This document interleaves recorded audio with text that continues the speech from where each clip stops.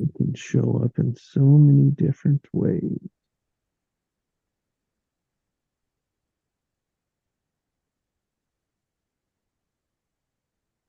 when we're hurt or living through rather the ego or the wounding.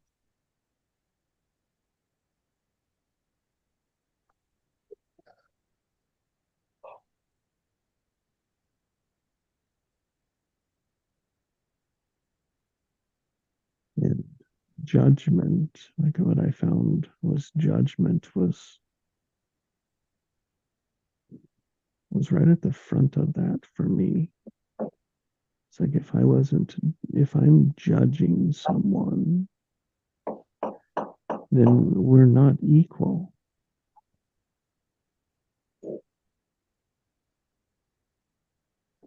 And that was what I looked for in myself was like the equal, like when we weren't equal, when we were different, when I was looking for the differences, I was pulling apart the differences.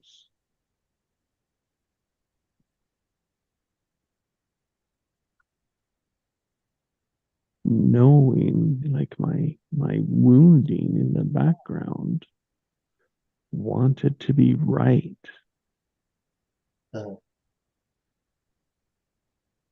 wanted to know.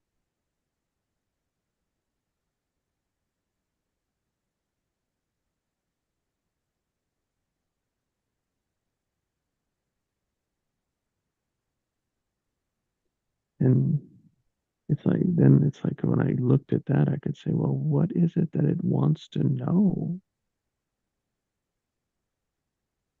And it wants to know other hearts.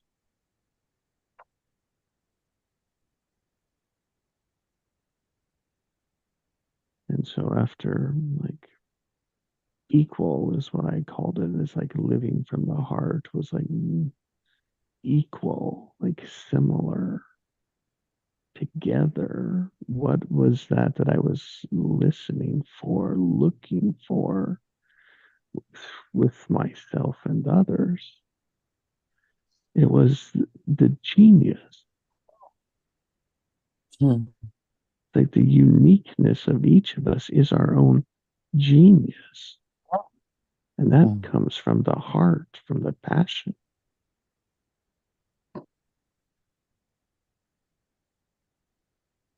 It's like so exploring, wondering, asking the question, like, what is your genius?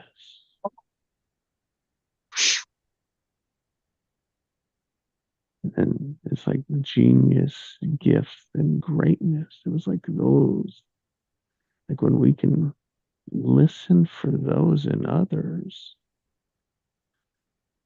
mm, it is the other side of judging. For new opportunities and perspective. Yeah,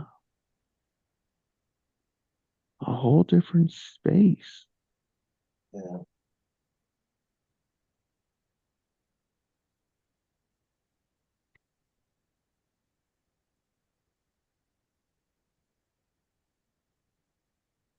So much more expansion in that, right? Yeah. Yeah.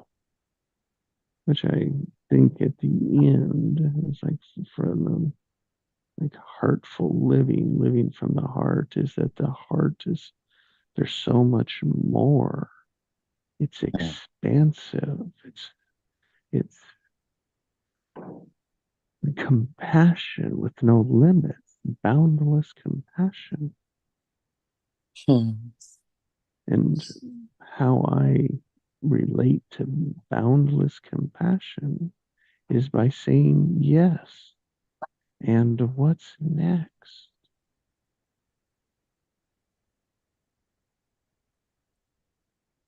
It's that there is no right or wrong. There is just lots Yeah. of different perspectives, and you can allow everyone's perspective to thrive.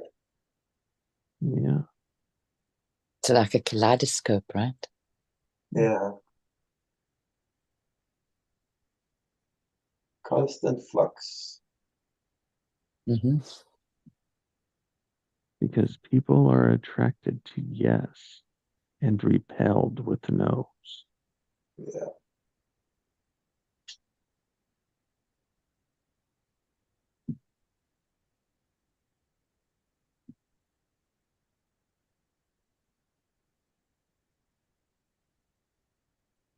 Oh, that's what I put together as me living through my heart, Ian. So thank you for sharing where you are so that I can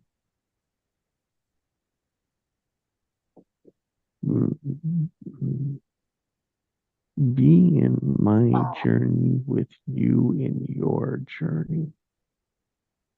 Definitely.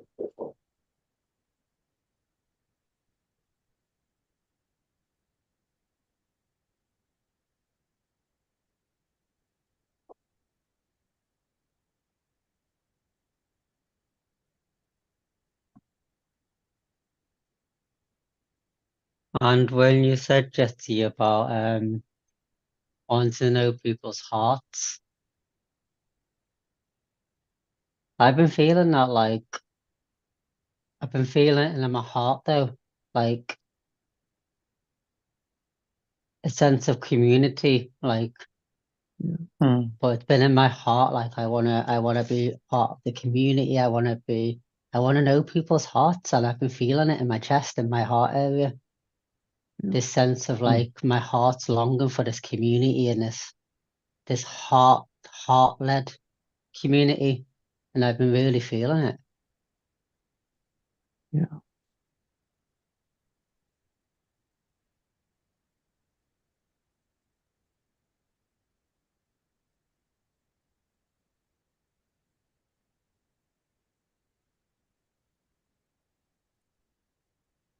What came up for me when you were both talking now, it was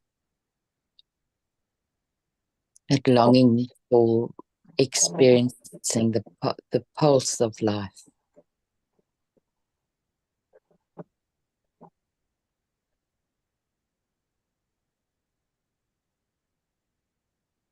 Like the heartbeat.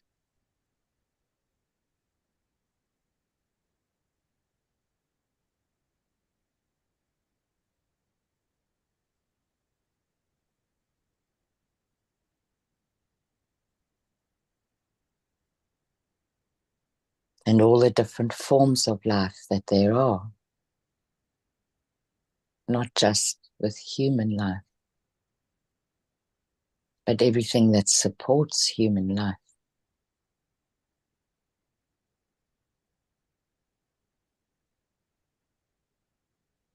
As you're saying that, Alison, I've got two flies in my front room, living room. They've been here for like a week, and I don't want. I've decided not to kill them.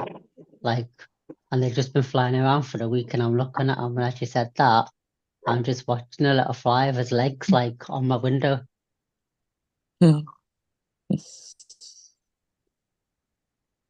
Well, they made a discovery. Flies actually don't support life. It's the only animal we can do without. It's just here to annoy everybody else.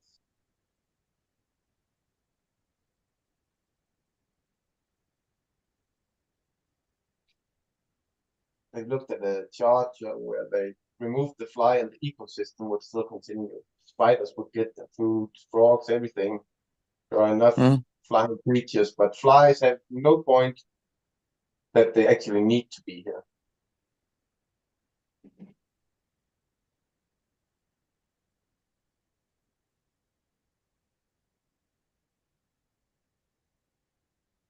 You see all the horses, the cows, they're just annoying them. I'm just Same with, baffled how they're still alive because they've been here for like a week for no food, and they're still alive and going. well, I think it's 2 to 3 weeks they can live. And within those 2 to 3 weeks, I believe it's 1 million or so babies, and those babies can also make 1 million each. I can't remember how large a number it is they could produce. One fly could produce in the 3 weeks it lives. Insane.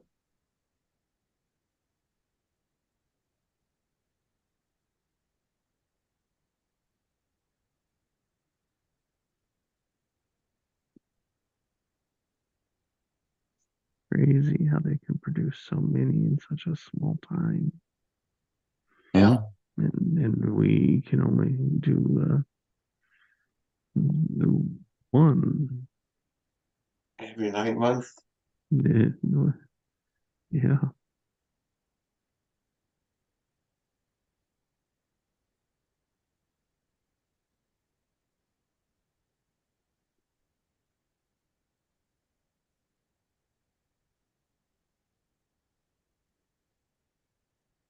And I think in that is like there's a way to honor the differences, respect the differences.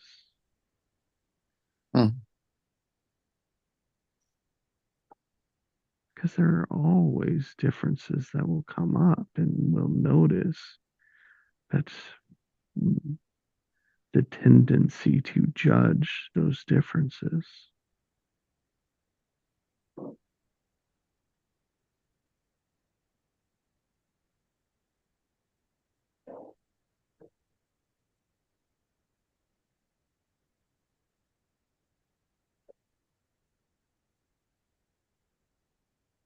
Because I don't think our pure heart can really judge. Like it doesn't, it can't take that side.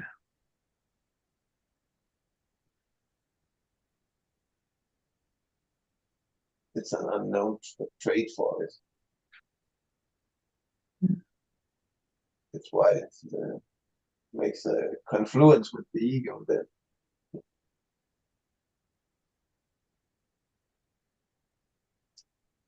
Or it's I think unbridled from the ego. Yeah. I think the heart either like loves it or it doesn't like it or not. Yeah. It's like and not is like indifferent. Mm. It's Doesn't like engage. all or nothing. Yeah,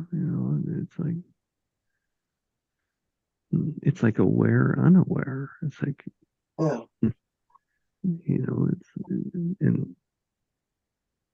and so it's like why live in the not engaged aspect?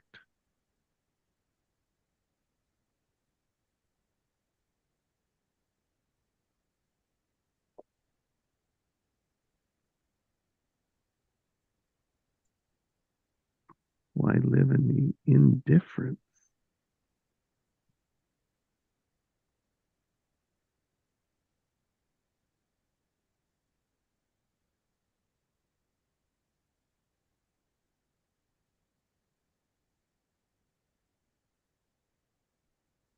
And I know why we don't. It's that wounding, right? That really hurt the heart. And so we built our walls around it, thinking we can't use it.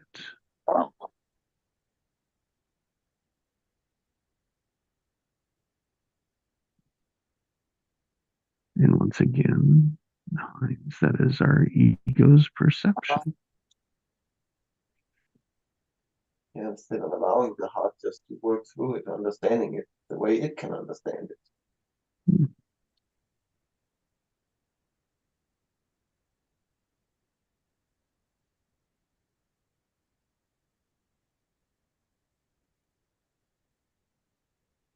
The ego wants to protect us from learning how to from the water, but it still wants us to learn how to swim.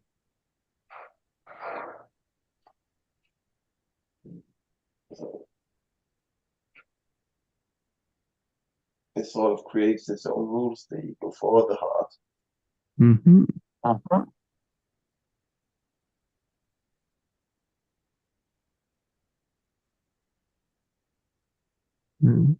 You definitely remember how you got hurt in the past, Yep.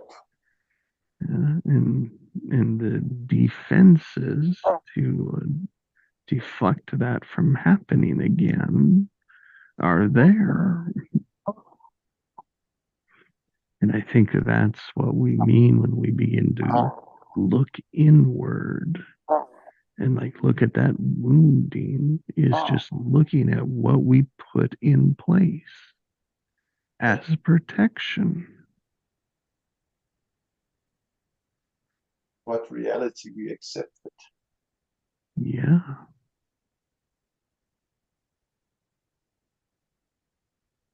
And what we Or uncover then is our wounding patterns, our patterns that we avoid or,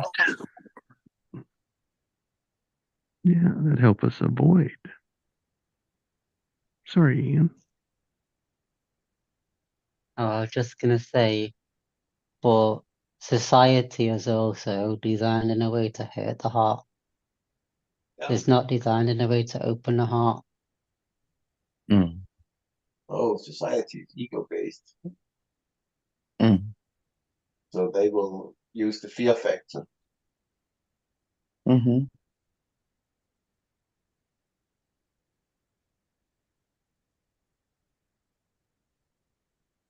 Imagine a million people said, we don't know and we don't care. Oh my God, what should they do with them? They couldn't control it.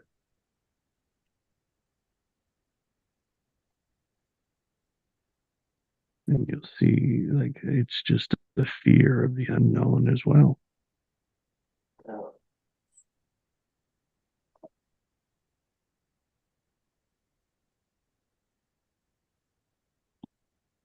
If we ask society the question, what's so wrong with people living by their hearts? They wouldn't even be able to answer the question. No. It's just new and different, and they don't like it. Unknown. Because if people live in the heart, they'll be in a power. Yep. And when you're in your power, you can't be controlled. So society reinforces a wounding so we can keep it in place. Yeah, but they don't even know why. They have never experienced the world where people were actually in control of themselves. They just assume something. They have made an assumption that this is the way it will go. It'll go bad for us. Maybe it would go much, much better for everyone. Exactly, Heinz. See, we're always looking at the scarcity side of it, not the potential. Yeah.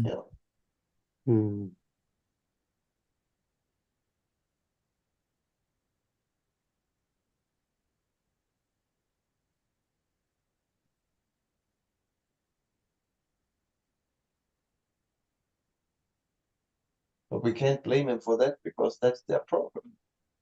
Yep. They've been playing that melody the last 60 years for themselves also. Yeah. And we're right on that teetering edge to change it.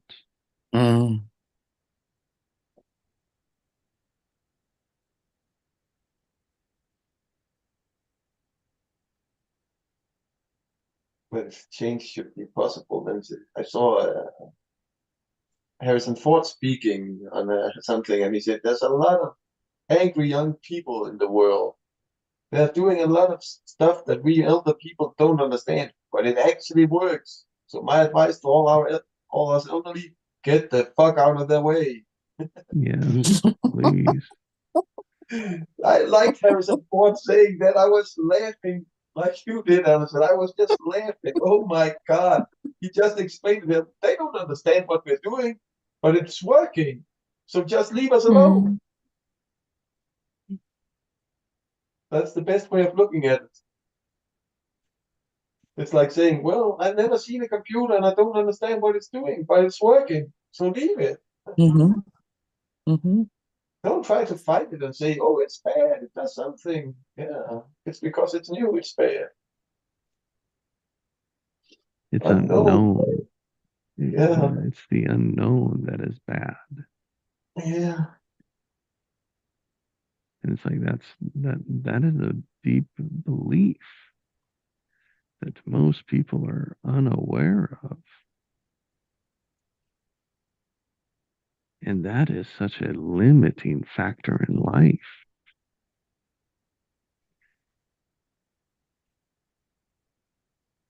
I mean, think about it for a moment. If you thought anything new was dangerous, like where can your life go? Nowhere. You wouldn't think at the next step it's a new thing. The next breath is a new breath. And if we think of life as expanding, like expanding from where we are, do you see how that wound is the opposite of that? Yeah.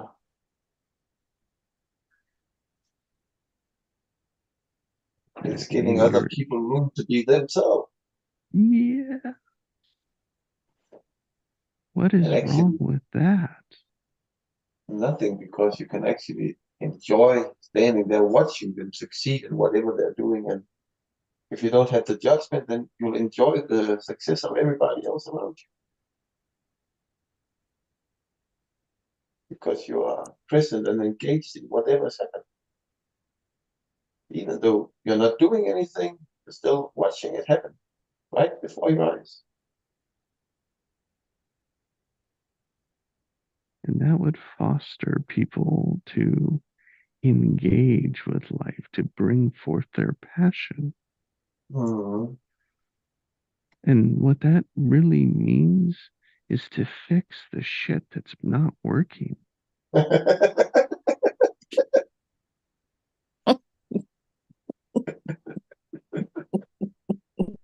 The way you said that is just so calm and regularly, like that's just the way it's ought to be said. Oh. Yeah. Well, it was the way it ought to be said. Calm and collective. So it comes up for me as that little anagram that Annette came with last year, and it was focus, observe, relax, and trust. And that equals win. What did it equal? Win. Win. Oh, win. W-I-N. Win. Oh, Yeah. like Troy won third place. Yes. Win. Yeah. I thought you said win. What win? What can you do? Win. Yeah.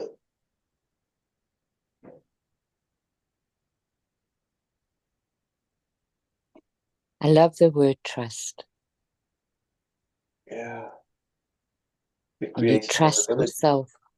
Yeah. Yeah. You trust what you've been given to work with. Yeah, and you trust the process between the 2 points. That's right. Which is trusting the structure.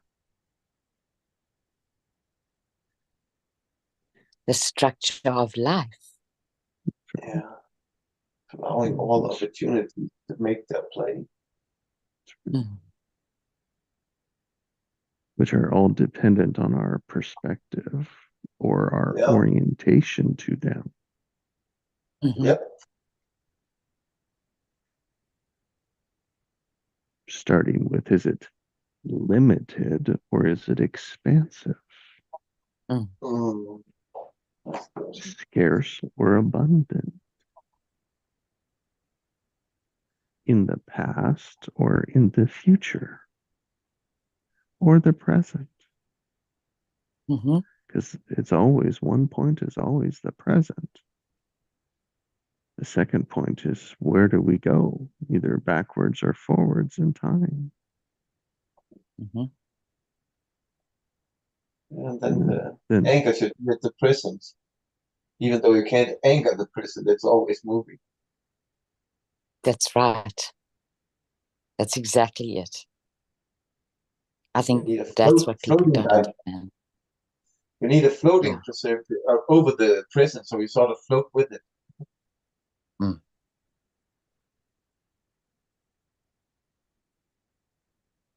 Because many people say, well, I'm really present. Well, and then they're working with that moment, and 3 days later, they're still working with that moment. Well, then they're not present anymore. They haven't allowed it to move forward. Yeah, the presence is slippery slope. Yeah. Like, which is all this work, right? It's like aware is the same thing. It's like there's like there's always layers to go deeper into. Yeah. Absolutely. But if we say, I'm aware, that doesn't take us any deeper. Mm-hmm.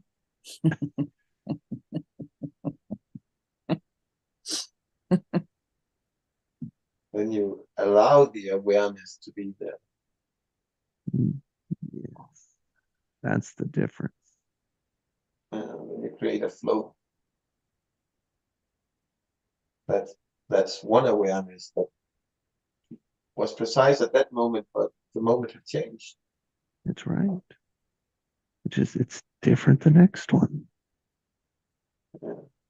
Which make every news station play old news because the moment has passed whenever they record whatever they're showing.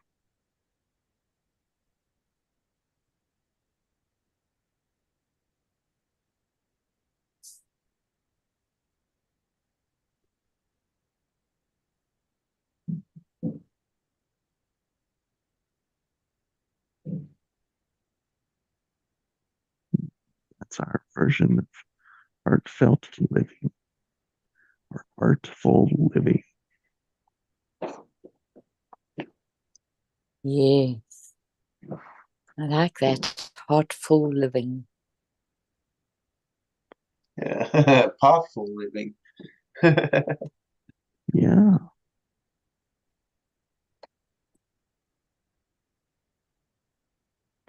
Yeah, we're only living in that part of our life. We're not allowing it to move forward from that part. Hmm.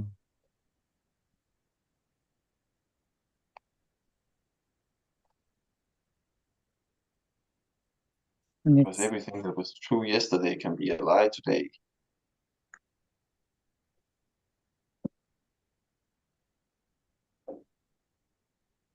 The minutes of the day will change, the minutes of sun hours, everything will change the next day.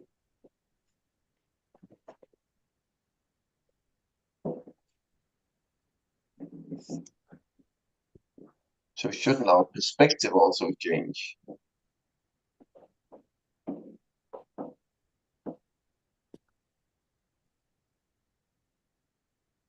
Not much, just a fine attunement each day, sort of like, what does this apple look like today? Yep. and what does it smell like and what does it taste like? Exactly. And how much juice is in it? Yeah, even though it energy. was, sorry, Go ahead, Heinz. and even if we think, oh, it changed a lot, well, it ain't the same apple as we tested yesterday. It's one that is alike it, and it's a new day. Yeah.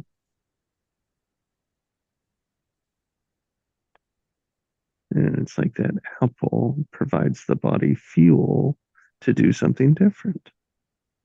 Mm-hmm. Yeah.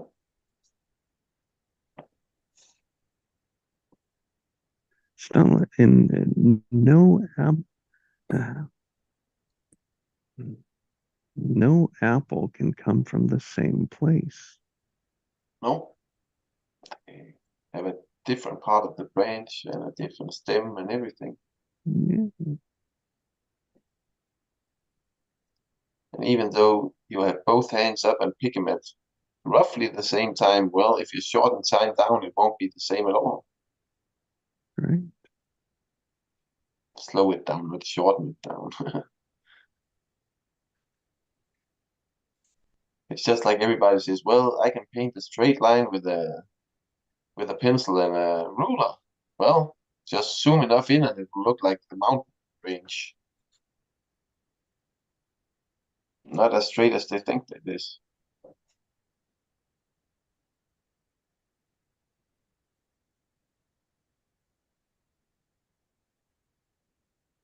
I saw that they even measured a laser. Laser light even have curves and mountains and that if you just zoom enough. Because the particles won't flow in a straight line. They're always bumping into each other, movement, constant movement. I think the only place they said they could make sort of what they would appear to be a straight line would be a laser in vacuum. Yep. Because there's nothing to move.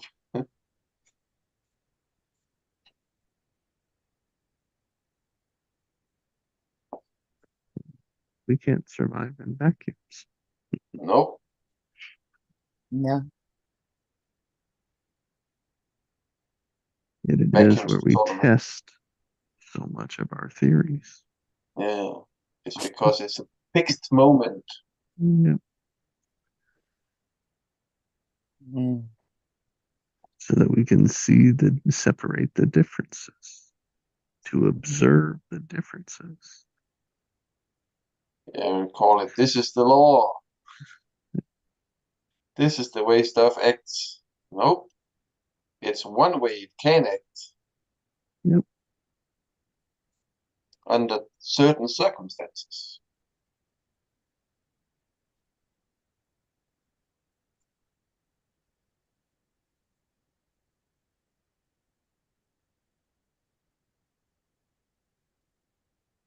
I want to say something about Ian, even though he's not here, and I hope that he hears it. But it's also to make a point for myself. So he said that he realized that he was living from his wounding and leaving his heart behind. And what I found so interesting about that is that I had never experienced his ego. I had only experienced his heart. Which means that it was evident to anybody else and that it was there all the time. It's what changed was that he wasn't getting the full experience of it. And somehow that perspective has done something different inside of myself again about, so maybe it's just for me, it's just evidence again that it's all there. The only thing that needs to change is our awareness. So we really don't have to create all that much at all. Accepting to allow the awareness to expand and to facilitate that expansion, right? Yeah. Yeah, which is crazy to be afraid of that. I know. You can't tell But those we who are. in charge that. You can't say that, Jesse. But we are crazy, aren't we?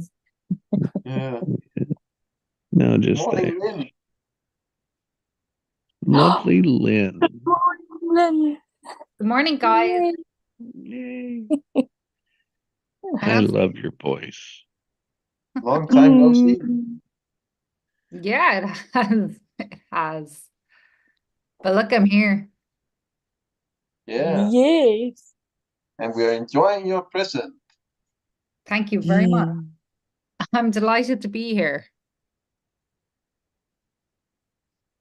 We've had a lovely morning, Lynn. Sorry, Alison. We've had a lovely morning with Ian. Oh, am I late? No, Oh. no, Oh. you're not late. We've been going an hour.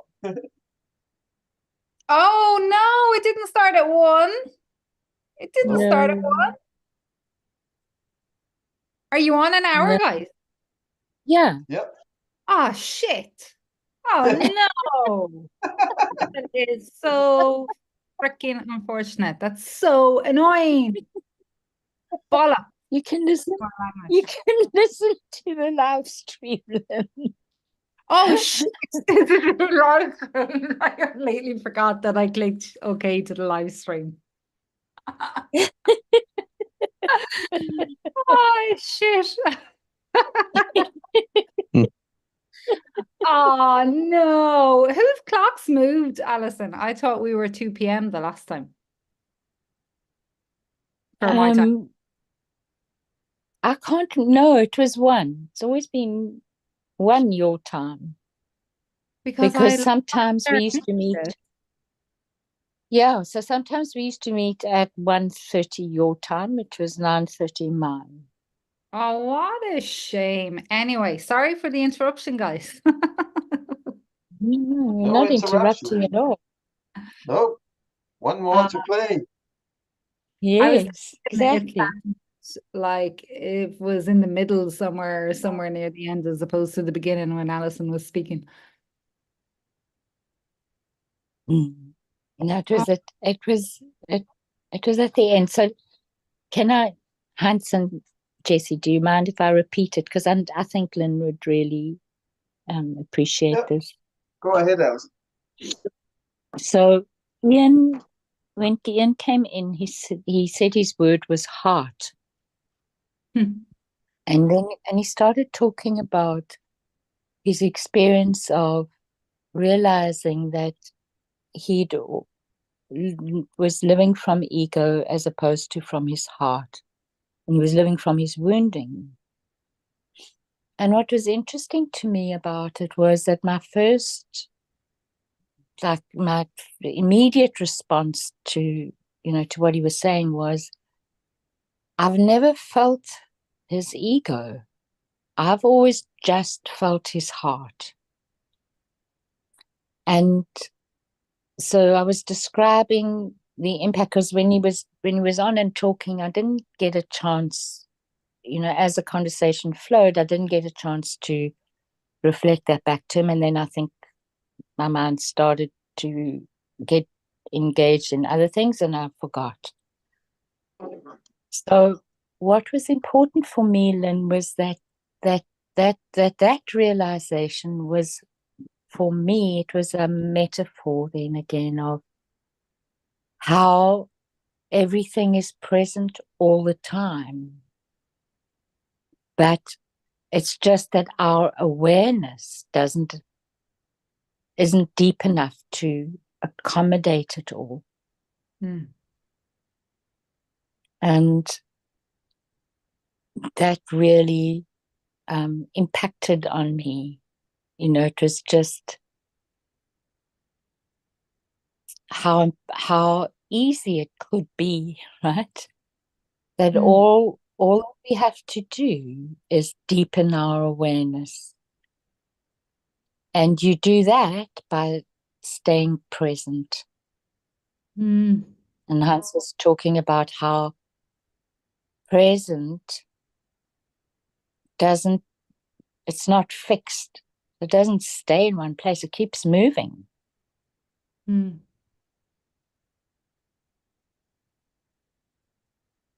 So that's a small part of what came out. There was a lot that came out this morning. It was really good. It sounds exceptional. Yeah, really phenomenal. It is, Mm. we're always dancing between that ego and that soul, that heart Mhm. space. Mhm. And Mhm. what keeps us more in the energy of our true nature or our soul or our heart is that awareness, isn't it? Mhm. We go offline. We go offline, and how to be more, to be present in that Mhm. awareness. It's that. Mhm. It's, I think William Whitecloud says it, maybe not him, but it's never about the focus, but the refocus. And the more we Mm. refocus, Mm. Mm. it doesn't matter that we Well, go out of focus, but that we come back Mm. to focus.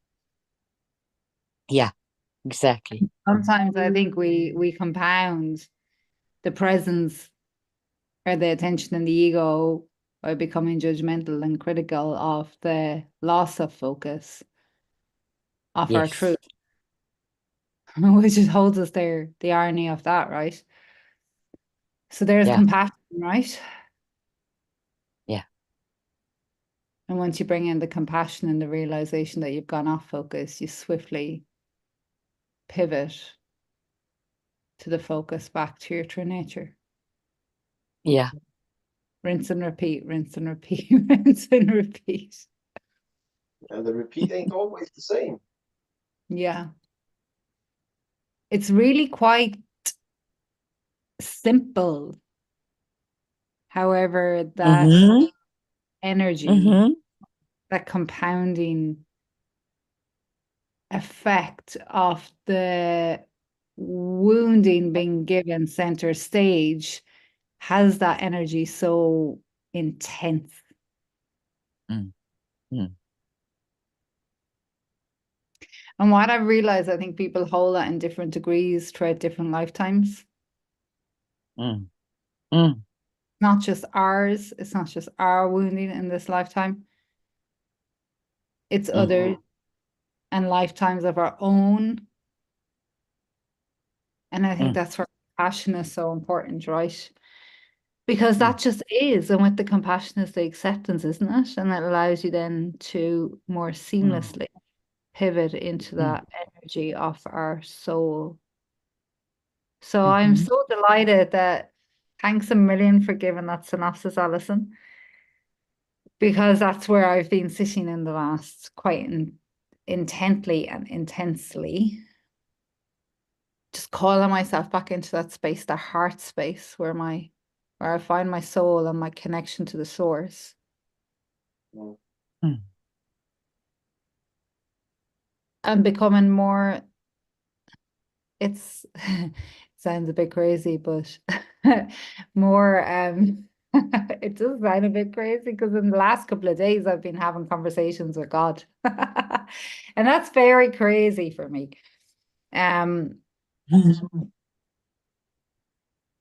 But it's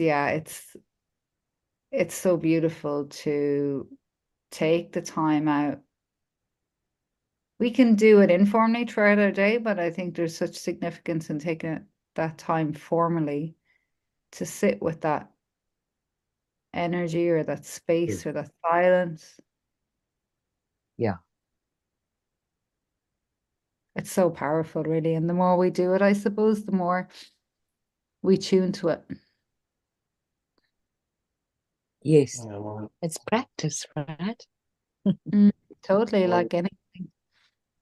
and as soon as we go Yeah. into our wounding, we start comparing our wounding to other people's wounding, and that gets us even more stuck. Yeah. Yes. Yes.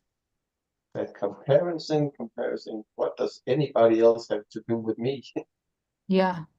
And then we say thank you to the ego because that's the ego's job. Yeah, It's there present in all of us. Every single one of us have it. Yeah. Mm, yeah, it's doing its job, trying to keep us safe with what it knows. yeah. Mm. And so we thank it. And we stay Mhm. in that vibration, we stay in that frequency of our soul heart energy. in the presence of them. Yeah. Through a simple thank you. A genuine thank you. A heartfulness thank you.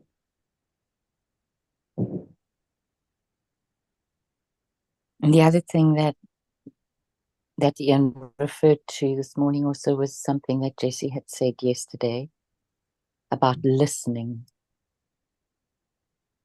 Jessie, I can't remember exactly what the phrasing was. Can you? No, I don't. I think it was in the context of all people really want is to be heard. Yes. Yes. And I think what Ian, I could be wrong, but I think what Ian took from that was that that's all that his heart wanted, was to be heard by himself. Hans, can you remember? Oh, I don't remember it.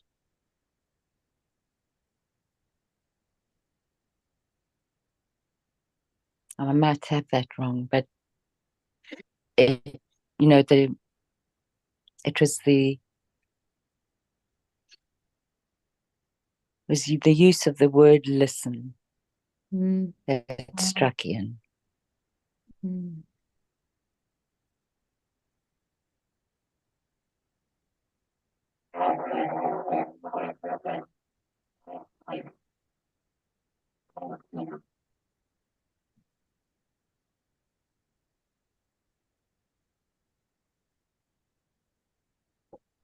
So that And that's, came into sorry, Jess, go ahead.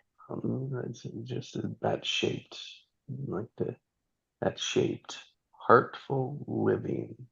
It's like the theme that kind of rose to the top this morning. Yes.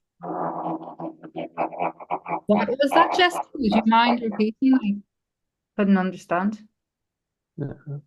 Like the theme of this morning revealed as heartful living. Mm. Mm.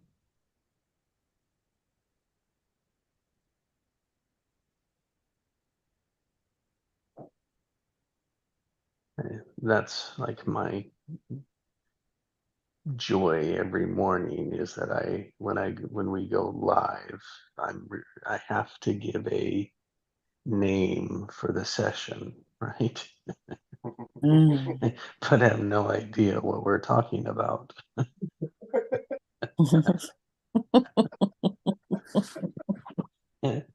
And what is so fun with that is that we like to take it and do it and watch how that unfolds into the name.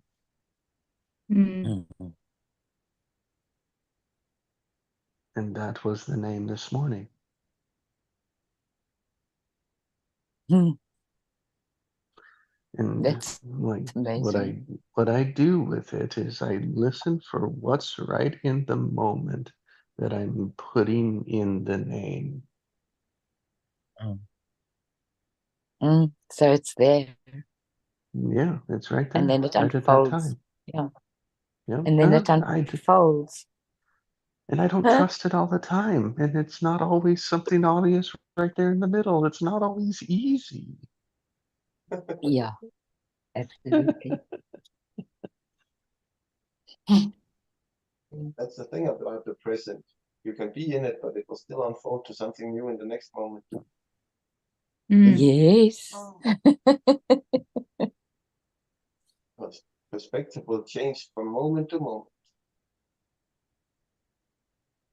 And it doesn't have to make sense. Oh, Yeah. that's the big part. And that's the trust. Yep. Right? Yeah. The process.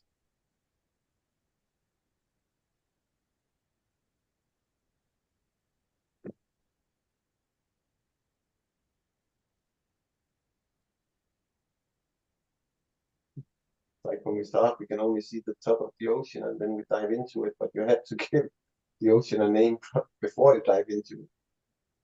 Will it be all fishy today, or will it be plants? And well, we don't know. That's when life is fun, when it's unknown.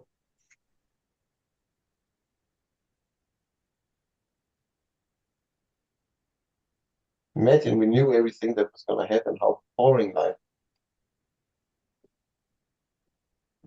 Then life would be fixed. Yep.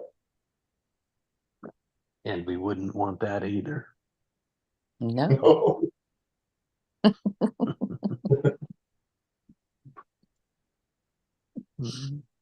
Mhm. Yeah, it doesn't take away that we try to fix it. Mhm.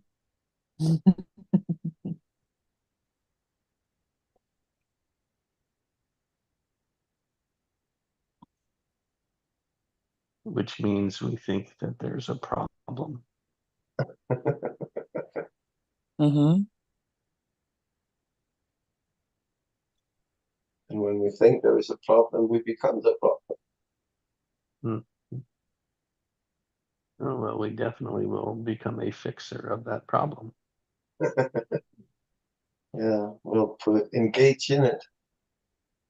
Yeah, which is like it becomes an intention. And then it becomes creation. Just from a very limited view.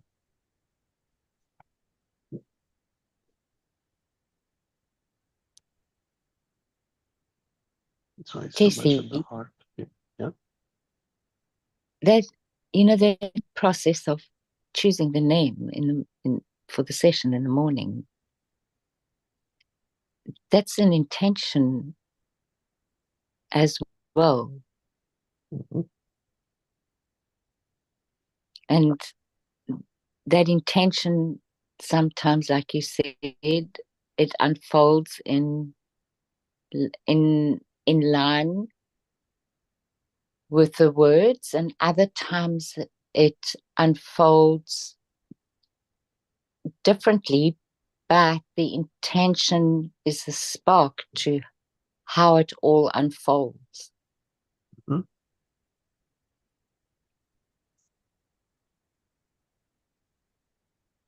And it's not grand. And I mean, it's not like people are lined up playing trumpets when we do it. No.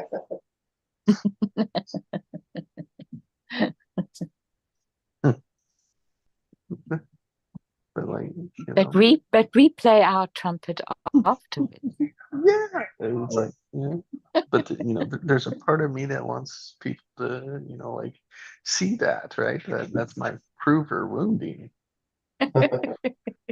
Well, it'll happen in 200 years. They'll be playing this on replay. Here comes the crazy show. Right? I don't know. We will be the next level show. They'll be sending each day. Follow. Right. Here's what I do know is that it's there recorded forever. Yeah. And I don't have to do really anything for it. No.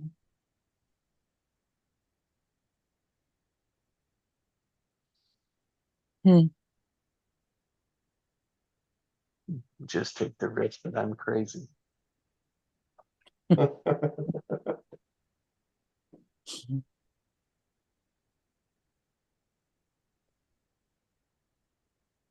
Which isn't the first time. Or the last. That is my challenge, which means, challenge in a good way.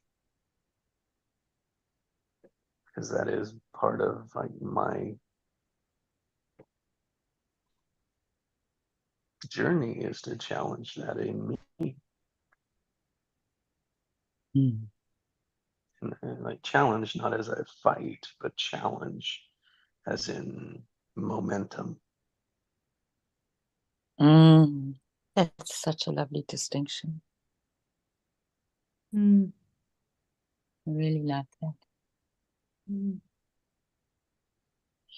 And we have no rights or wrongs here. We have just possibilities. Yeah. It's other people who need to choose and decide what is right and wrong for them. Right and wrong have to exist together. Yeah. Mm-hmm. Mm-hmm.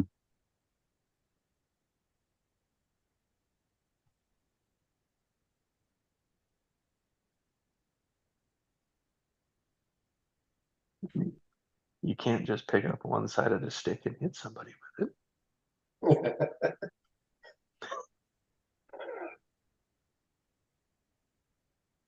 Well, the other side will get affected when it hits him. Right? I mean, you pick up the stick, the other side will hit them.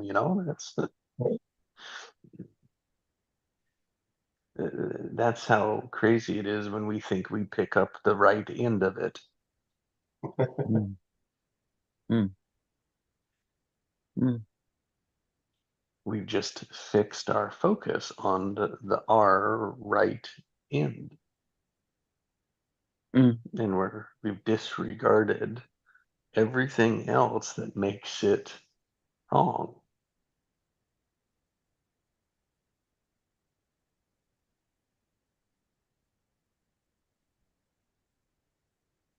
Or we've dismissed everything else about it that's not in the spotlight that we're looking at in the moment. Mm. Mm.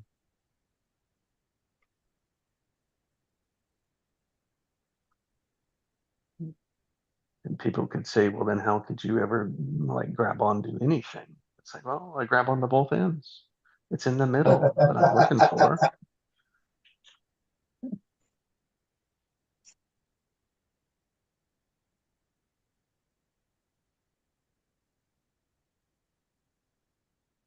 I'm looking at it from the point of view as why does this matter to me?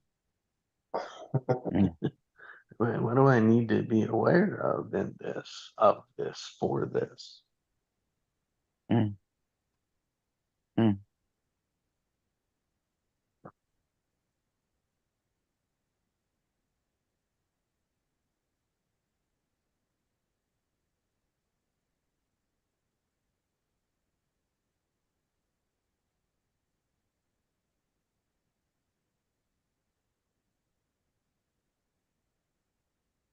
In the awareness of all that, it all just is.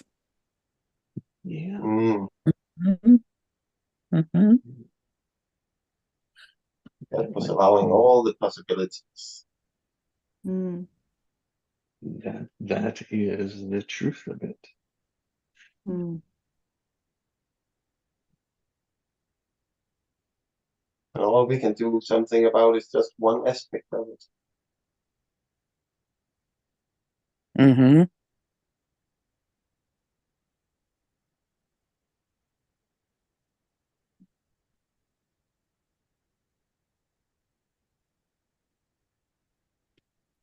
I'd like to share something, and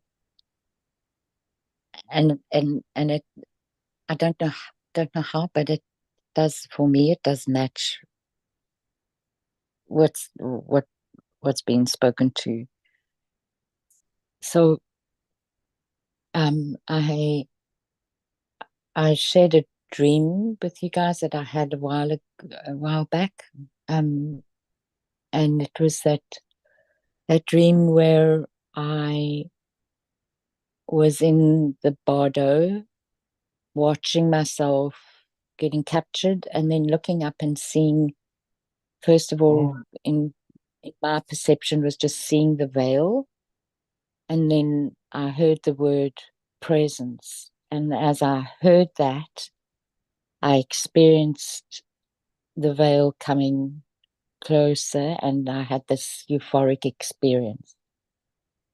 And then the next part of the dream was that I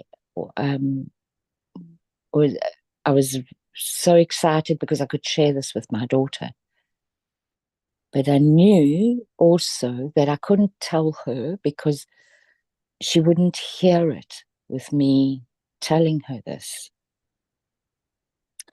And what I wanted to tell her was is that she didn't need anything else in life other than just to be present.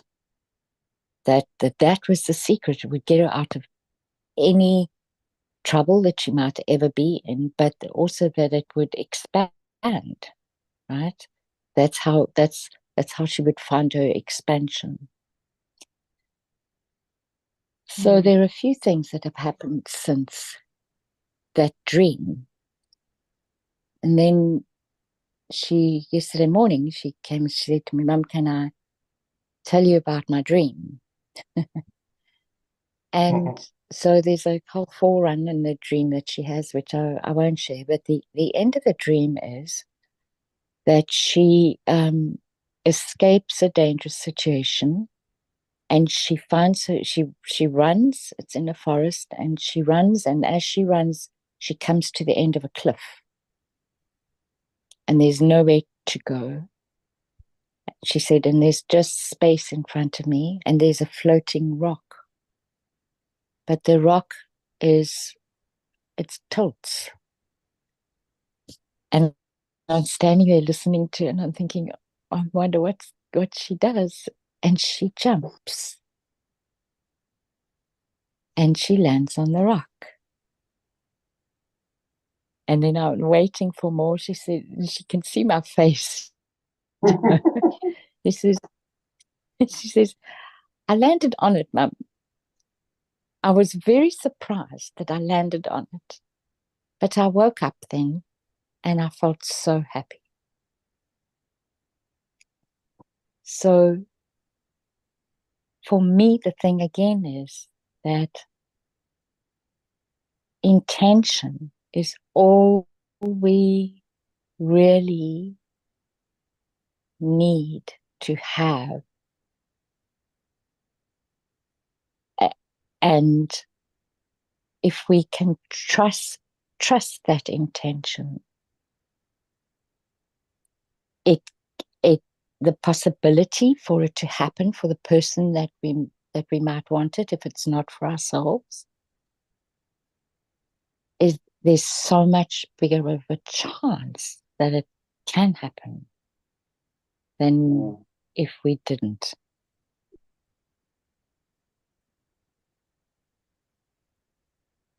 And this has really been so powerful for me.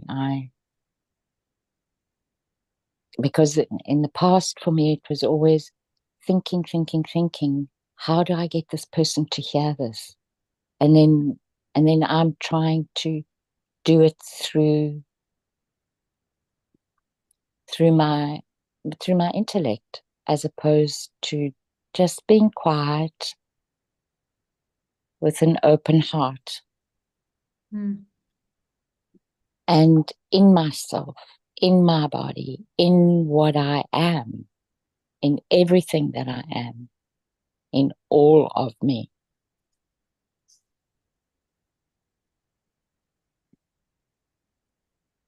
And I can say this, that I never imagined that I would get to experience this.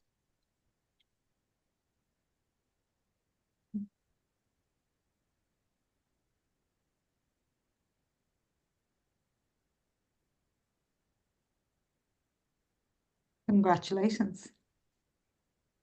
Thank you. So there's your trumpet, Jessie.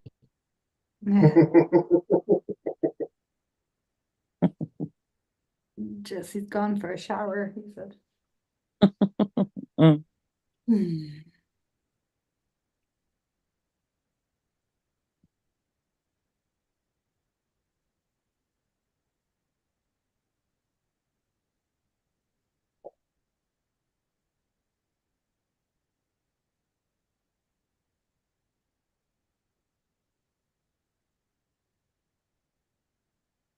the whole world lived like that. Mm. It could. Yes. With the right intention. Mhm.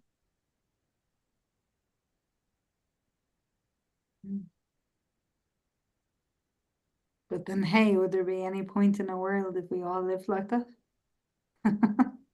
Yeah, there would be a lot less doing and a lot more being there Mm. because you allowed other people's perspective to sort of do the work you were trying to do your way. But if you allow other people to do it their way, it sort of will inflict on your way.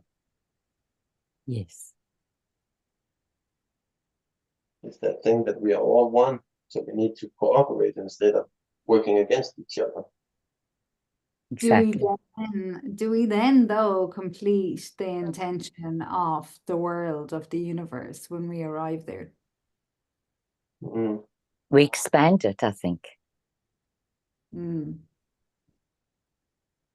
We're all here to get the same experiences in different ways, so the creator can get even more perspective on the same thing. Mhm.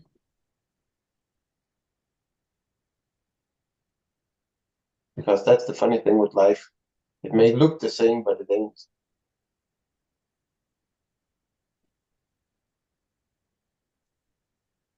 They say another cloud-free day. Well, it doesn't mean it's the same day as yesterday. It's just that the weather looks alike yesterday. Mm.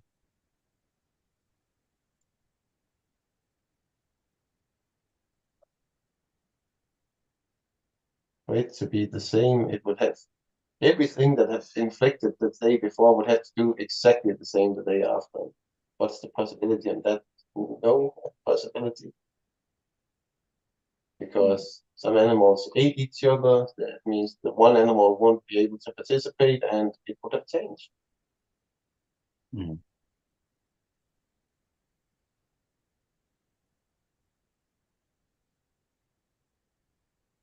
What I like about Disney is the circle of life. They have some great momentary things they're saying in Disney, but then they got a lot of pop culture popped up to make it suitable for children or humans or whatever, and they fill out the good stuff with some pretty meaningless stuff. Mhm.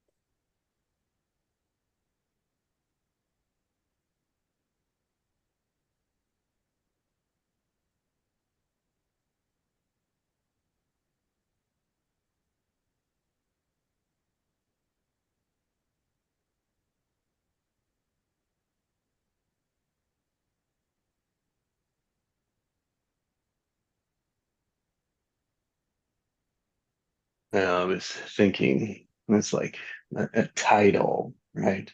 For whatever reason, but it's like a marketing title. It was like that was just what was present as I was working in the like getting ready, taking a shower. And somewhere like the phrase of wounding hides genius. It's like the wounding hides our heart. The wounding, our wounding disguises the truth, hides the truth. Oh, Absolutely. And it's it's like that wounding is our automatic. It's like we've allowed that wounding and the reaction or the avoiding of the wounding to be our automatic. And it's like, how do we see that automatic? Is when we are aware we're being charged. It's like that automatic is a charge. Mhm. yeah, it was like the other day you told to me I had a certain charge to me when my ego had awoken a lot. Yeah. That was the And wounding charge that awoke. yeah, it's like there's our wounding, but on the other side of our wounding, it is what we really want. We just never allow ourselves to deal with the wounding. So we just keep tearing open the wound.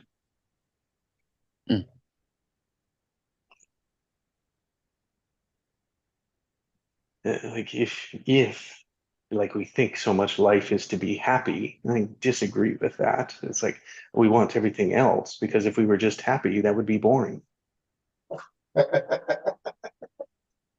Yeah.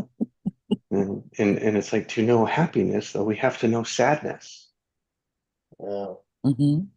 It's like hot and cold. It's like you have to know what hot is to then be aware of cold. It's like, and that's what we mean is that they exist together. And when I say wounding hides desire, passion, truth, it's like when we have the courage to go through that wounding, then we can resolve it, we can let it go, and we can see the truth, which is both sides. It's not only why we were wounded, but we also see the potential that it wasn't a wound, but it was a growth. And that's when we can begin to let it go and move through it. So it's like, the more we know anger, right, the more we would know what happy is. Yeah. Maybe it's sad. And It's like, also, well, like grief and Continue. joy are the same thing.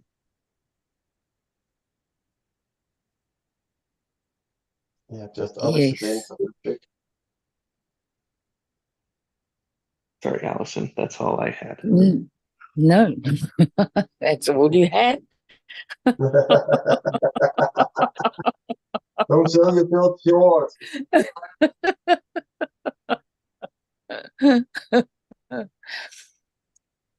So, That's just an introduction, right? yes. So when we think of that phrase, Jesse, of that desire is life's longing for itself. Mm. For me, that's the longing for something beyond happy and sad. And beyond grief and joy. But grief and joy and happy and sad are the stepping stones to getting to that full experience of what life is.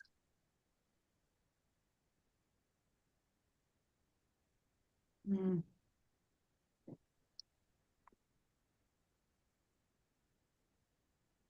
And your phrase of being in that space of not knowing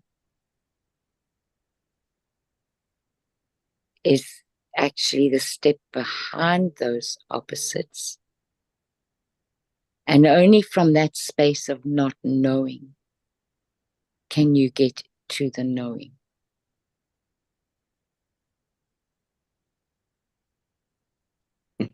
And then your whole identity is different, entirely different.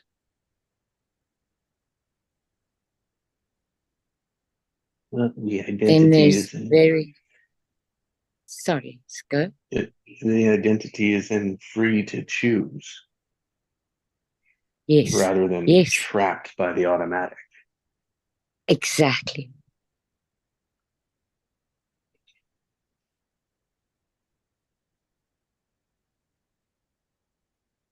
When we're free Yeah, so from the charge, we can choose. yes, yes. I mean, charge is for me, it was such a gift, that phrasing of yours, because it was a shortcut. Didn't have to go into the emotion. Just had to acknowledge the charge. Mm.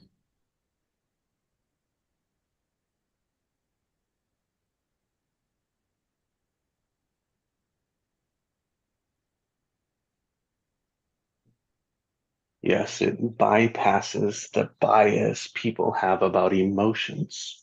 Yes, exactly. And it goes to, because how can I say this? For me, when I recognize charge, then I recognize that I'm in a limited experience and I need to go for the full experience. Mm. And when I do that, then I open up. Mm. And when part you of me open up, goes, what charge is it? What charge is opening?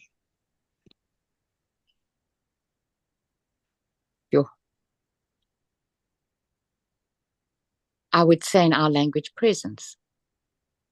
That I'm present to everything that there is, which is not limited. It's unlimited. I don't know if that answers your question. Well, it's different than mine. That's what's awesome. Okay, so share yours, please. I went like, for me, expanding is a positive charge.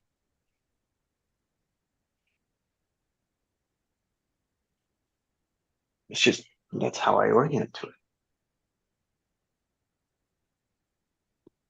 Yes. And it's funny, as soon as we made that expansion charge, and we make a choice, then we limit that expansion again by our choice. Exactly, Heinz. Yeah. Which is what We wonder why awareness it's so does. hard we wonder why it's so hard to get anywhere when we're getting in our way all the time. Yeah. So then it's the momentum that matters. Yep. That's And I right. and I want Yes. momentum of positive charges expanding. Yep. That is a So, you dominant know what, strategy. Jesse, for me, there's a difference between a positive charge and peace, or what I experience as peace, which I've been reading lately is still very, for want of a better word, shallow. And I get what you're saying, but I don't know why. It's still, yeah. Peace is a neutral charge. As soon as you put positive on it, you're putting an energy to it. Yes. Yes. Yeah. So if I part of what I say is never put things into hierarchies, right? Yeah. Yes. Yes. But unfortunately, we have to understand Yeah. something. Yeah. Yeah. And so what I would say is like, look, I don't think people can be comfortable with neutral, with a charge neutral, because those two things, it's like it's a stimulation that our body like isn't craving, that we're unaware that that's what we really want. So we're distracted with everything else that's a charge. So Yeah. like you're steps ahead, Allison, when you say no, and that's part of like what I was thinking this morning was it's not happiness that we want, it's peace that we want. Mhm. It's like we want internal peace. But no one knows like where most people are at, they don't know what that means No. because No. they're limited, trapped, fixed in the charges on the ends, not in the middle, on the ends. Yeah. Like the Yeah. highest intensity. It's like gravity. It's like we're polarized on those ends. Yeah. And so first step is to become aware of that. It's like, oh, my automatic has me trapped here. Oh.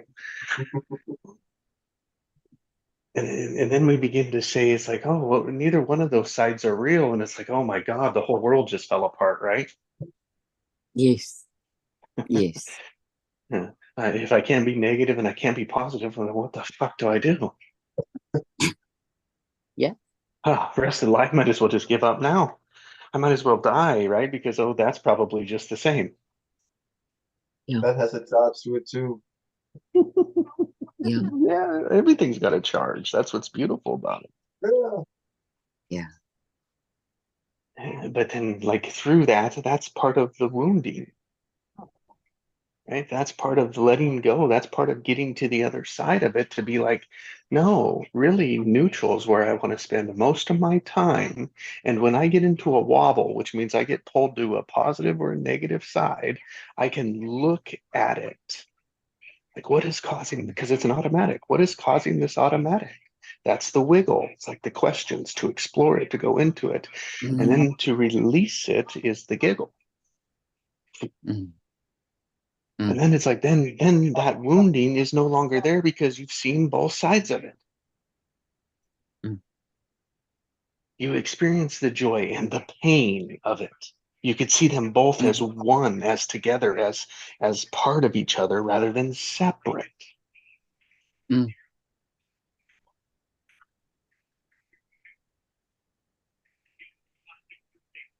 And so then it's like, as you speak through your journey, Allison, it's like, yeah, you're levels ahead of where most are starting, right? And it's like, yes, I think we all want the peace, but I think it's a journey to discover that for where most people are at.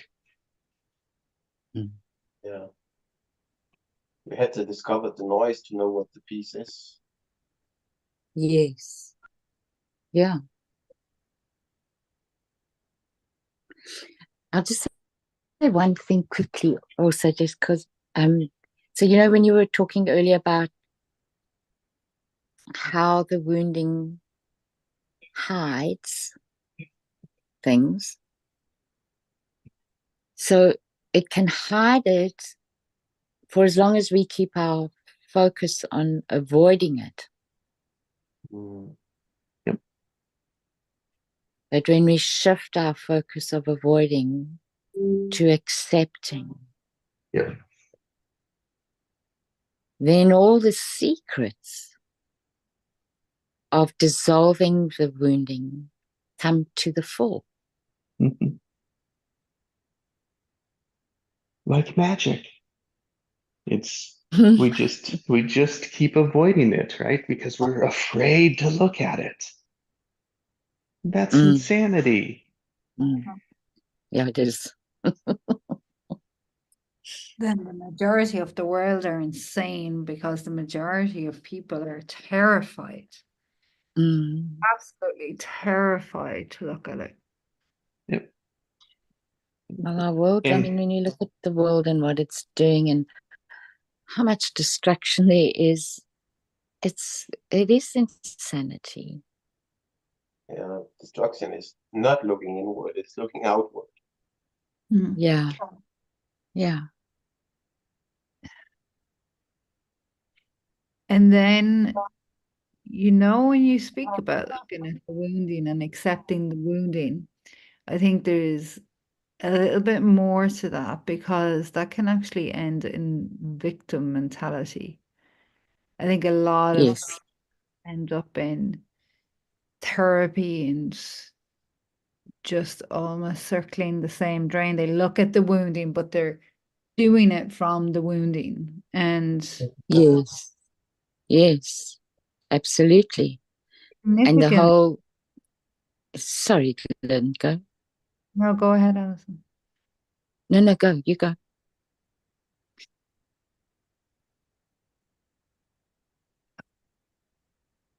I think the subtle shift into going into your truth, into your essence, into what you love, and looking at it from there is Yes. information. And how do you translate that to people, as Jesse said, that are starting off on the journey, that get so scared or are so averse to words like your higher self, or they're so associated with the ego, with the wounding, that the idea of another self or a higher self or the essence is actually even there, because unless they connect and tap into that part, they just end up giving the fuel to the wounding to stay alive. Well, I think the only way that that happens is through the experience of love, What if people of haven't had unconditional. If they haven't had it, then then they are in big trouble. But that is exactly why it is so important for people that have experienced love to demonstrate that to others. so you become that unconditional love for them that have not Yes, experienced. yes, yes, It feels like you need to do the choice to actually give yourself unconditional love. exactly. It took me 48 years to tell myself I actually love myself. Mm. Yeah, yeah. I was great at sharing love with everybody else, but I didn't like myself in that way, Yeah. Mm. which made me realize over the last year that, well, maybe I could have had an even greater love with my wife if I actually had been at this level. Yeah. But it's Yeah. that looking backwards. But I release it Yeah. at the same time and say, well, it's her love, our love for each other that brought me to this place. It Mm. was the history that That's created right. it. Yeah. And also, Heinz, even though her body is no longer present to you, Her love is exactly. We were like never it's, born and we never die. it's like to say love is the only thing that's eternal. You're gonna be dead Mhm. 5 generations, but your love still shows in your great grandchildren that are born. Yeah, It's because you loved. yeah. Yeah. Love is part of creation. Love and wisdom. I We don't think creation would exist if it wasn't. I think don't. love, love is why we're here. Yeah. And wisdom is what we're creating. We have a lot of wisdom, but we need the experience to go with it. Or we need to die to the wounding to connect to the creation, because the creation is already there. It's just exists in a different frequency. Exactly. Yeah. Yes, exactly. Yeah. And that is wisdom. Mm. Yeah. Mm. We again, both it's think before we came here, we got everything as we were born. Yeah. That's what we're doing, reconnecting. Yep. It'd be cool to have a device that would measure your frequency of your body, and every time you slipped into the abyss, it would shock you, and therefore you effort of needing to stay conscious. You would just have this little device that would remind you that you're not conscious, and that would be a rapid way back into your truth, wouldn't it? A return of the hero. Yep. Wouldn't it? Yeah. Oh, it would be really simple, right? Because technology is so advanced that it would be so simple to measure the frequency of our body because our emotional state. Mhm. And it's like, Mhm. I think just give me a little zap as a reminder. That'd be brilliant. Oh, I could God, imagine. Lynn, you need yeah. Lynn, you need to phone you need to get hold of Mo Gaudat and tell him to develop a device like that. I wonder if he's ever thought of it. I'm sure somebody has to be something on the market. They got to look at Oh, it. it might not be on the market, but it will be in existence, yes, but maybe not on the market. It's so Just simple. as good as it would be, as just as bad would it be for those with low self-esteem. Well, my frequency haven't changed. Oh, I'll go to the top of the tower and jump out. Yes, is that, of course. It's the opposite side of it always. Always. Indeed. Yeah. Competitive.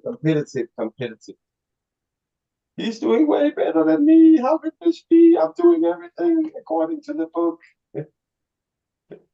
Well, according to the book or according to yourself. That's where the real change is. It ain't in no book what you need to do. So here's Heinz. I want to say that a different way. I keep doing the same thing again and again. Definition of insanity. Doing the same thing over and over and expecting a different result. And I'm frustrated with myself. Mm-hmm.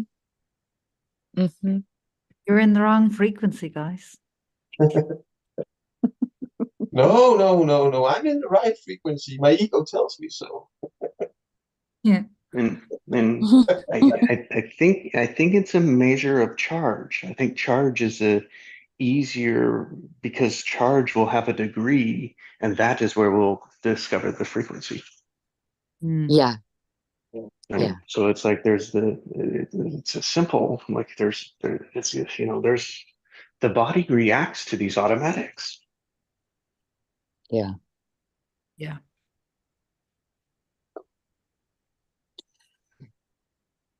Jesse, there's something else also that you spoke to just now, that you spoke to hierarchy. And so what came to me with that is that priority is different to hierarchy.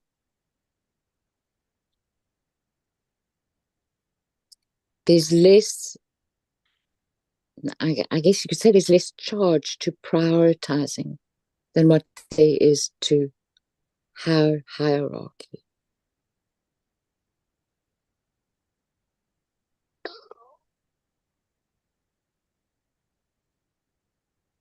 Prioritizing sounds way more like, well, I do this first and I'll do that later. Hierarchy. It's me first and Yeah. screw the rest. Yeah. Yeah. So if we could teach people, and ourselves, that we're prioritizing things rather than setting them in a hierarchy. And also prioritizing is time limited, right? Yeah. hierarchy is more fixed. Mm. Or the sensing of it. Anyway, guys, I don't know when last time we've had a call for so long, but I have to go. Thank you so much. You have a beautiful day, Alison. So wonderful. So glad you came, Lenny. Oh, I'm so glad too. Thank you. Thank you for holding space. Yeah. Thanks for filling it. Yeah. Thank you. Bye, everybody. All right, Bye. everyone. Have a great day. Till next Yeah, time. you go.